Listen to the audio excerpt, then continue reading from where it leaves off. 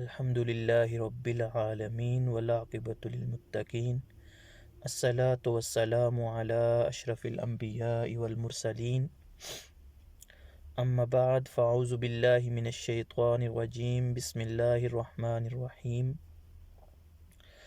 ببرکتہ ان اللہ وملائکتہ یصلون علی النبی یا ایہا الذین آمنوا صلوا علیہ وسلموا تسلیما اللہم صلی علی سیدنا ونبینا ومولانا محمد وبارک وسلم وصلی علیہ۔ آج کا ہمارا عنوان ہے صاحب قرآن صلی اللہ علیہ وآلہ وسلم۔ آج کا عنوان اس ہستی کے بارے میں ہے جس کے بارے میں اللہ پاک خود قرآن میں ارشاد فرماتے ہیں، لا اقسم بہذا البلد، میں اس شہر مکہ کی قسم اٹھاتا ہوں۔ انسانی ذہن میں مختلف سوالات جنم لیتے ہیں کہ ہاں شہر مکہ کی قسم اٹھانے کی وجہ یہ ہے کہ وہاں بیت اللہ ہے، شہر مکہ کی قسم اٹھانے کی وجہ یہ ہے کہ وہاں مقام ابراہیم ہے، وہاں صفا مروہ ہے، وہاں آب زمزم کا کنواں ہے، وہاں مقام ابراہیم ہے، شاید اس لیے مکہ شہر کی قسم اٹھائی جا رہی ہے۔ لیکن اگلی ہی آیت میں ان سارے سوالات کو ایک سائڈ پہ کر کے خود اللہ پاک ارشاد فرماتے ہیں وَأَنْتَ حِلٌّ بِهَذَا الْبَلَدِ، نہیں ساری وجہیں اپنی جگہ، ساری فضیلتیں اپنی جگہ، لیکن اے محبوب قسم اس لیے اٹھا رہا ہوں کہ تو اس شہر پاک میں اترا ہے، اس شہر کی مٹی نے تیرے قدموں کا بوسہ لیا ہے، اس لیے قسم اٹھا رہا ہوں وَأَنْتَ حِلٌّ بِهَذَا الْبَلَدِ، اے محبوب اس لیے قسم اٹھائی ہے کہ آپ یہاں اس شہر میں اترے ہیں۔ آج جس ہستی کا ذکر کیا جا رہا ہے اس کی شان یہ ہے کہ اللہ پاک نے قرآن میں ارشاد فرمایا وَلَلْآخِرَةُ خَيْرٌ لَكَ مِنَ الْأُولَىٰ۔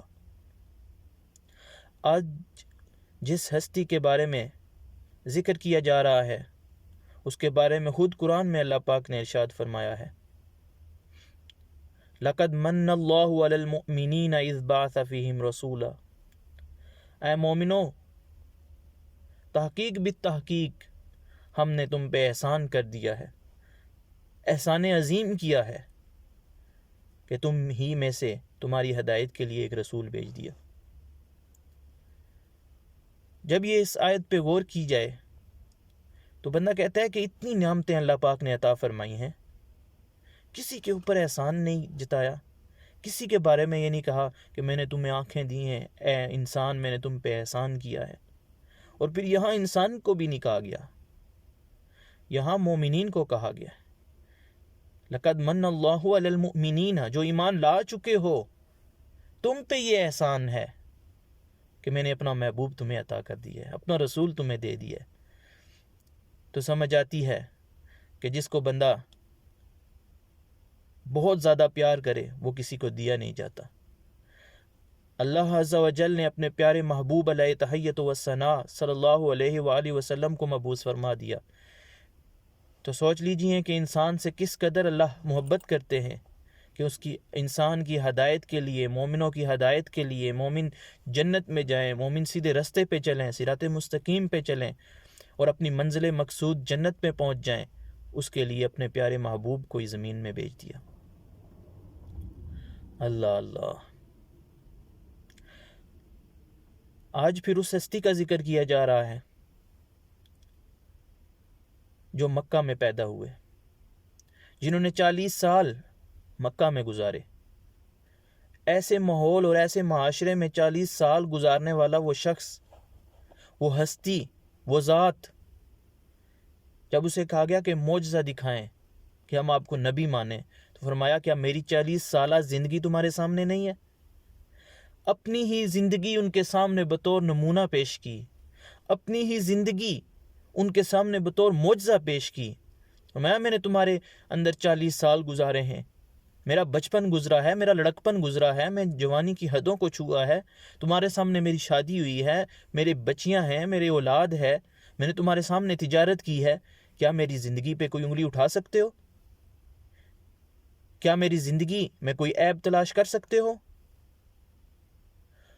وہی ہستی، وہی ذات جس کو کافر صادق اور آمین کہتے تھے، جب اعلان نبوت کیا تو وہی اپنے قریبی، وہی رشتہ دار، وہی ریلیٹیو، وہی جان چھڑکنے والے جان کے دشمن بن گئے۔ اور آئیں جو اپنے مشن پہ کام کرنا چاہتے ہیں، جو اپنے مشن کو پائے تکمیل تک پہنچانا چاہتے ہیں، آئیں در رسول سے سیکھیں کہ مشن کے اوپر کیسے مضبوط ہوا جاتا ہے۔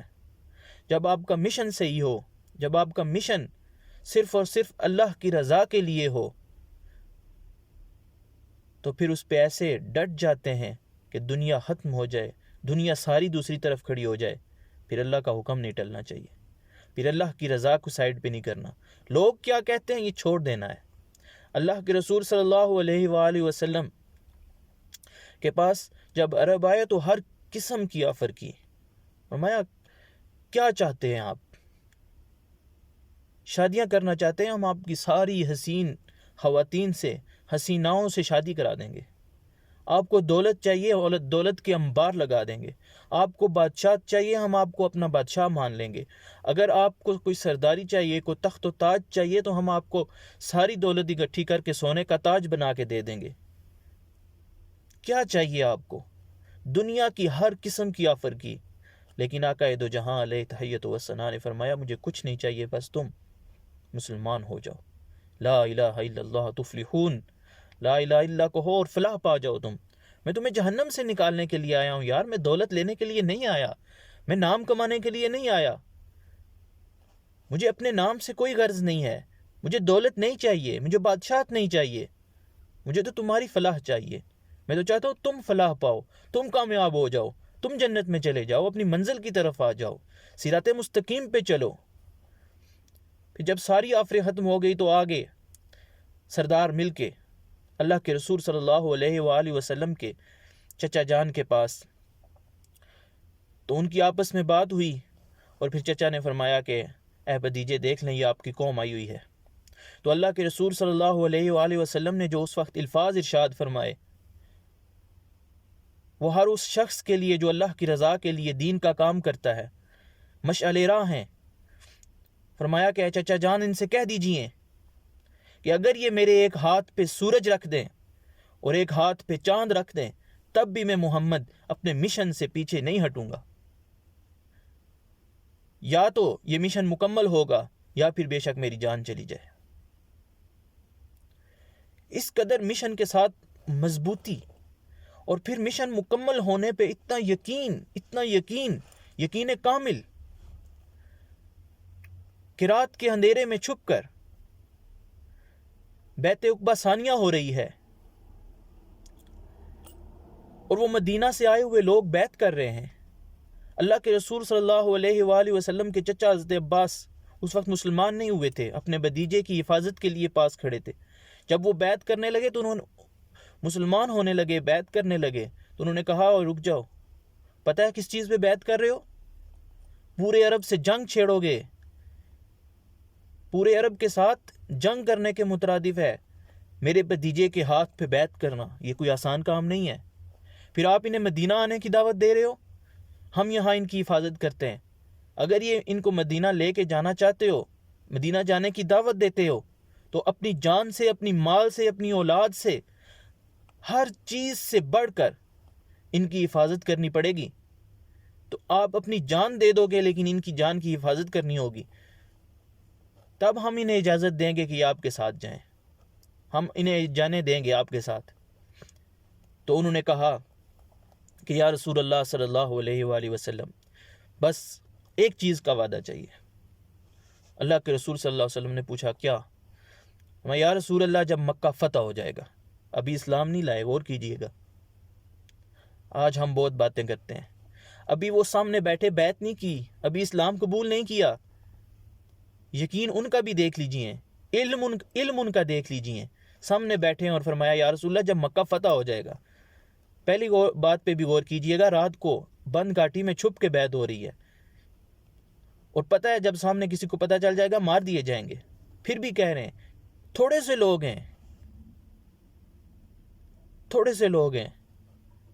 اور جب اللہ کے رسول صلی اللہ علیہ وآلہ وسلم کو فرمایا کہ یا رسول اللہ جب مکہ فتح ہو جائے گا، جب مکہ فتح ہو جائے گا تو کیا آپ ہمارے ساتھ واپس مدینہ جائیں گے یا نہیں جائیں گے؟ تو اللہ کے رسول صلی اللہ علیہ وسلم نے یہ ارشاد نہیں فرمایا کہ یار کیا کرتے ہو، دیکھ نہیں رہے ہم کتنے مجبور ہیں، جب فتح ہوگا تو دیکھا جائے گا. بلکہ یہ فرمایا، اس قدر یقین کامل تھا اپنے مشن کے مکمل ہونے میں، فرمایا کہ ہنس کے مسکرا کے فرمایا کہ آپ تم لوگ فکر نہ کرو، جب مکہ فتح ہو جائے گا تو میں مکہ میں نہیں رہوں گا، میں تمہارے ساتھ مدینہ جاؤں گا، میرا جینا مرنا تمہارے ساتھ ہوگا. وقت کے دامن میں اتنی گنجائش نہیں ہے، یہ موضوع اتنا وسیع ہے کہ جس قدر اس پہ بات کی جائے کم ہے. میرے آقا کی ذات تو وہ ذات ہے جس کے بارے میں اللہ تعالیٰ نے خود ارشاد فرمایا وَمَا أَرْسَلْنَاكَ إِلَّا رَحْمَةً لِّلْعَالَمِينَ. کیا کیا شانیں بیان کی جائیں اس ذات کی، کیا کیا شانیں بیان کی جائیں اس ہستی کی. آئیں سب مل کر اس ہستی پہ درود و سلام کے نذرانے پیش کریں اور اللہ سے دعا کریں کہ اے اللہ پاک ہمیں اس ہستی کے ساتھ، اس ذات کے ساتھ مضبوطی کے ساتھ وابستہ فرما، اس کی عزت، اس ذات کی ناموس پہ ہمیشہ پہرا دینے کی توفیق عطا فرما. ہر چیز پہ کمپرومائز ہو سکتا ہے، آقا کی ذات پہ کوئی کمپرومائز نہیں ہے. وآخر دعوانا ان الحمد للہ رب العالمین.